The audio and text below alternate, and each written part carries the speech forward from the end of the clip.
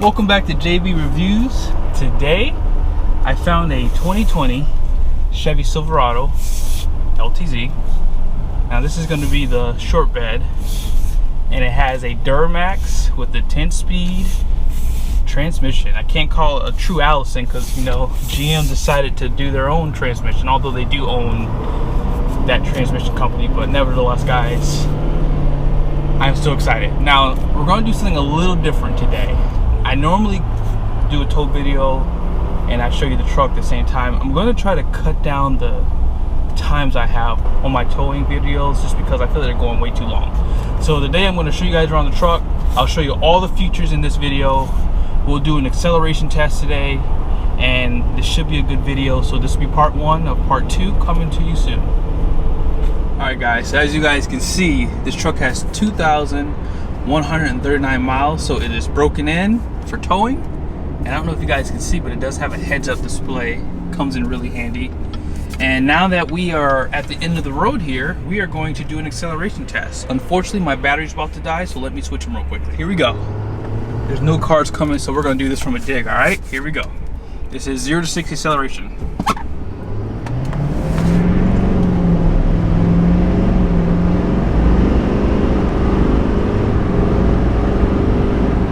Woo! That is fast. Wow. Yeah. That might be quicker than my truck for sure. Now, someone mentioned that you can't see what gear you're in on the Chevy trucks, and that kind of sucks because I really want to show that to you guys. But like I said, what we're gonna do is we're gonna do some unloaded MPG today too. So we'll just go down this road and come back up one time, and that should give us a good basis point for fuel economy. And what I'll do is I'll reset it somewhere right now. That way we have a good basis point. All right, so sit tight there and we'll go ahead and get this all taken care of, okay? Under the hood of this 2020 Silverado, you have a 6.6 liter Duramax, good for 910 foot-pound-feet of torque, 445 horsepower, and as I mentioned earlier, it is mated to that 10-speed Allison. It is built in-house, and it just has a stamp of approval from Allison. But overall, a lot of power. I mean, it doesn't have the power that Ford and Ram are putting out, but it's still a ton of performance, and you guys saw that when we accelerated. It does use a 15W40 oil. You probably could go down to a synthetic. I think 15W40 might be a regular conventional oil, so in the winter time, especially up north, you may have to check with the manufacturer to see if you can run a synthetic. Now, as far as your DEF tank goes, it is going to be 7 gallons. Engine oil with filter is going to be 10 quarts. And you do have a 36-gallon fuel tank. Now, some of my viewers have the Chevy trucks, and they have the Duramax. So I'm really excited to do this video for you guys. Matthew and Rick West, I know you have the older Duramax, but still, this would be a good test for you if you decide you want to jump to another GM product. But this truck is so comfortable. I mean, independent front suspension for the win. Unloaded, I feel like this handles well, and it's just so comfortable. I mean, when you hit bumps in the road, you don't feel it all over the truck like you do on the Rams and the Fords. And out of the 3 diesels, this may be the quietest. Like, when you punch it, you can hear it, but it's still not extremely loud. Overall, like, I really do like the comfort. A lot of visibility outside of the truck too. You have these big tow mirrors, and the pillars, like the C-pillar out back isn't too big. So when I look out the back window, I feel like I can see pretty well. For 2020, they did do a lot of improvements to the frame. They went with high-strength steel. I believe the bed floor is also high-strength steel. You have an independent front suspension also. And I think that does contribute to a really nice ride on this truck too. This truck does have a little bit of rake also, so that should be good for towing. Out back, this is a 2500, so it does have the standard leaf pack. Normally you get 2 overload leaf springs with the 3500s and the dualies. You have 5 leaves in the main pack. You also have those Rancho shocks too. And check out these Goodyear tires. As I mentioned, they are a little bit more aggressive. So these are like an all-terrain LT 275 6520. They are going to be a load range E. And as far as capacity goes, 3750, 3415 for dual, and 80 psi is cold. So pretty typical for these types of tires. Really good performance there for towing. Now if you do get the diesel, you will have a 342 rear, class 5 receiving hitch, so it's gonna have a 2.5 inch opening, and they do give you a 7-pin, and it looks like the 4-pin is starting to make its exit out of the business because I'm seeing more trucks without it. Power lift gate out back. This does have the prep package. They do give you the 4-pin in the bed, 7-pin, so that's pretty cool. At higher speeds, there's a little bit of road noise, but that's pretty normal for these trucks. This does have a Z71 package, so it does have a little bit more aggressive tire on it. But overall, I mean, the truck handles well. You know, one thing I've noticed about GM trucks is that the passenger seat never shakes, and I wonder if that independent front suspension helps with that. Because on my Ram it does that. A few other Ford guys mentioned that their seat rattles if nobody's sitting in the seat, but it doesn't really affect anything inside the truck. It's just, you can just tell that it's shaking. But this truck, there's no rattles, there's no clumps or anything like that. The transmission is so smooth. I made a statement saying that Ford and GM have like a hybrid for their transmissions. Like, they're great unloaded, and I don't know how well they tow, but for the most part, I'm going to assume that they do a pretty good job of, you know, having a load behind them too. But only time will tell, and we'll be able to test these trucks as they get age on them, and we'll see how the Allison transmissions hold up. Hitting the brakes right now, brakes feel really good. So on that small little stint there, I got 24 miles to the gallon, and we're going to accelerate one more time. Turning radius is pretty good too. But man, this truck has really good acceleration.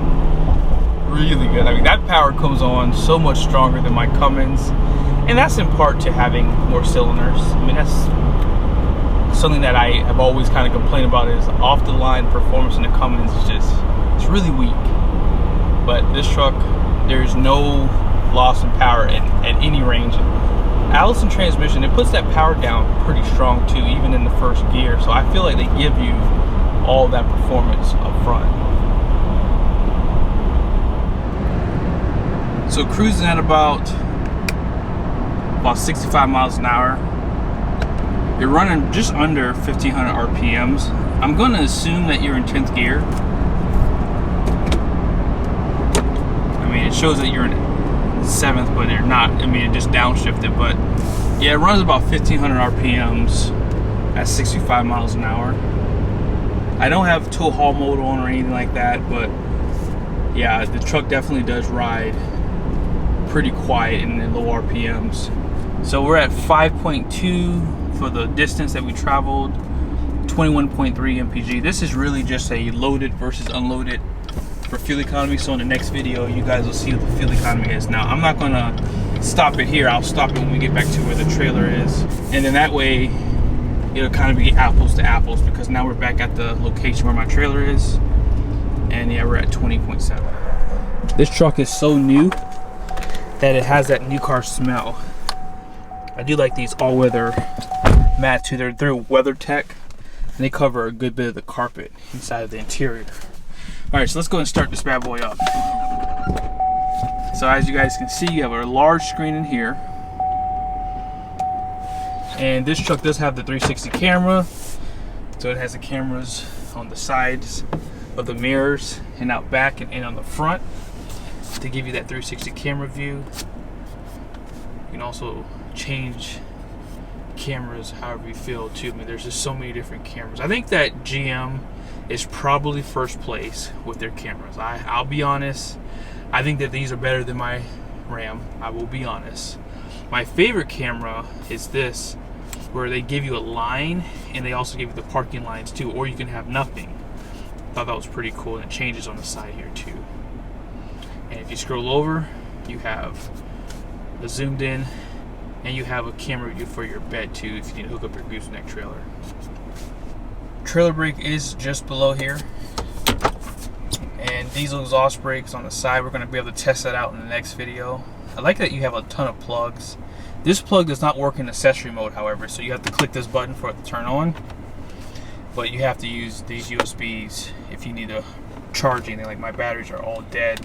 I did not come prepared today, but yeah, these work in accessory mode, but this does not. A lot of storage on the side here, and I would say that this cab is probably about, maybe it's a tie between Ford and Chevy trucks. I think that they have the same amount of space out back, but if you bring the mega cab into play, then I would say Ram's first place because the seats do recline. However, if you use a crew cab Ram, it's third place with Ford and GM trucks.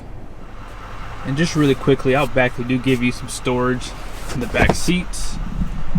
LTZ does allow you to have heated seats, USBs, power outlet, and you have some vents to give your rear occupants some comfort, and you have a flat floor surface too. I'm pretty sure most of you tuned into this video because of the title. I said that there could be legal action brought against GM, and I'm going to show you the numbers for this truck. Now, I typically go over the payload capacity of every truck. I give you a recommendation of what I think you should tow with it, and I have a series I haven't done recently, but it's called Weight Watchers, and I just give you an idea of what each truck that I review can tow in terms of its towing capacity, payload capacity, things like that. But on this sticker, I'm going to show it to you in a second, you can see that the numbers for the payload are actually high. And what I mean by that is, whenever you are looking at a trailer, you have to take into account your cargo and your passengers. So take a look at the sticker really quickly here. This is going to be the trailering information for this specific truck. Gross vehicle weight rating is going to be 10,000 pounds. Gross combined weight rating is going to be 26,000. Rear gross axle weight rating is going to be 6,390 pounds. Curb weight, 8,290 pounds. Max payload is 1,710 pounds.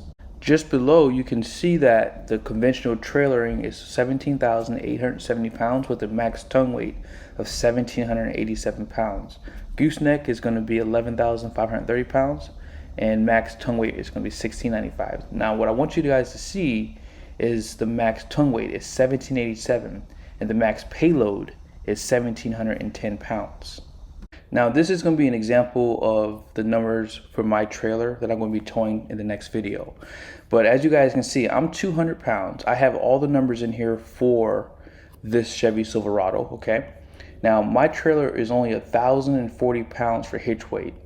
Now, I'm 200 pounds. You only have the availability of 470 pounds of payload capacity. So basically, when you add this plus this, and subtract it from this number, you have 470 pounds. Now, as you guys just saw, they said that the max tongue weight was 1,787. So if I were to put this number at 1,787, right, for the hitch weight, and I were to zero this out, you would be over your payload capacity on the door by 77 pounds, right? Again, if you have 2 or 3 passengers inside the truck, it could be something like this. And it's a truck, so typically people are going to put stuff in the bed. So figure there's 400 pounds of stuff back there. I mean, you can be over your payload capacity. And this is kind of my point here is, if you exceed this number, you're going to exceed your gross vehicle weight rating. Because the way that you get your payload capacity is by taking your GVWR and subtracting it from your curb weight. And that gives you your payload capacity. Now, some of you guys might be thinking I'm reaching here, so I'm going to show you another sticker. I did a video on a gas truck, and it was I believe it was a 2500 too. Take a look at this sticker. In this example, this is a Silverado 2500 gas. Now, you can get a higher GVWR from the factory, so be sure to do your research when you're buying your truck. Now, this has a max payload of 3,362 pounds, and the max tongue weight is 1,450 pounds. Now, let me show you the spreadsheet with this gas truck so you have an idea what I'm talking about here. Now, already out of the gate, the curb weight of this truck is a lot less than the diesel.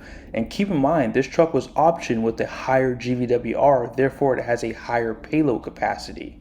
So with me in the truck, keeping the hitch weight of what my trailer is, you have 2,122 pounds. So let's max out the hitch weight that the door sticker says you can have for a conventional trailer.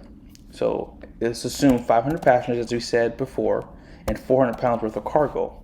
You still have a lot of payload capacity available. So if you want to tow a fifth wheel with this truck, not a big one, but a decent sized one, 2,000, I mean, you easily could, stay within your limits of this truck. I mean, you still have availability for payload after a 2,000 pound hitch weight. But as I mentioned earlier, I do believe that GM could have legal action brought against them, because on that white truck, you are exceeding the gross vehicle weight rating of that truck. So again, do your research, make sure you buy the right truck so you don't have to have that issue.